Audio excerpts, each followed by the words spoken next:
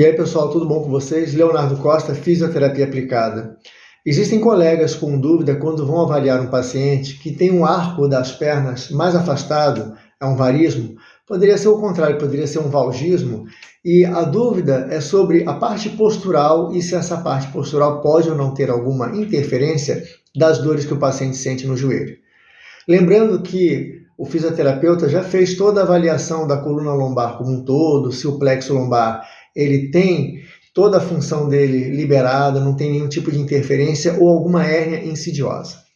O que me chama atenção na descrição do tipo de avaliação dessa profissional fisioterapeuta em relação ao paciente é que se nós fôssemos avaliar todo o joelho, os côndilos laterais e mediais dos fêmures e respectivamente das tíbias com planalto tibial, além do movimento da patela, das flexões, das extensões, e principalmente os jogos de movimento de rotação interna e externa do próprio joelho ou da tíbia, a gente vai perceber que existe um grupo de músculos, como o grácil e o semitendinoso, que eles têm por inserção no ramo inferior dos isquios, da linha do pubis, inclusive, e fazendo a inserção no côndilo medial da tíbia, ou aonde faz a inserção da chamada pata anserina ou do ligamento anserino, que é formado pelo grácil, pelo semitendinoso e inclusive pelo próprio sartório.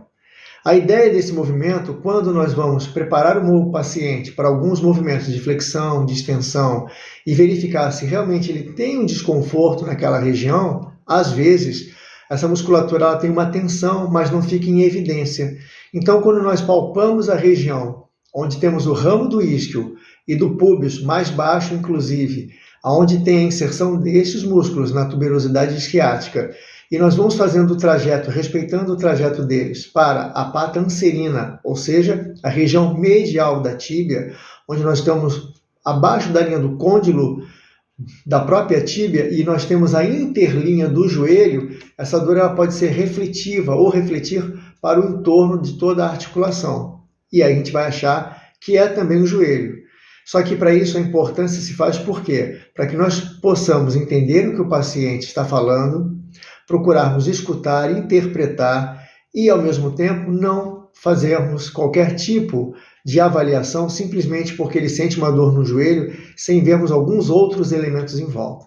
Isso é apenas uma ideia. Poderia ser um problema relacionado à patela, por exemplo, e todo o jogo ou jogos dos músculos na região medial. Além do adutor curto, o longo e o magno.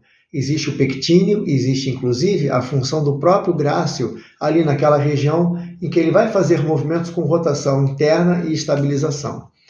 Mas, de qualquer maneira, é importante não só avaliá-los, como também o ligamento sacro-tuberoso.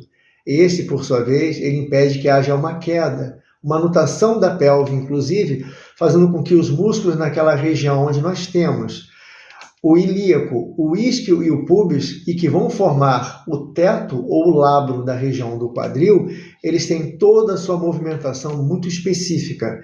E isso tem que ter a manualidade do fisioterapeuta para quando avaliar o paciente ele conseguir perceber alguma mudança do movimento.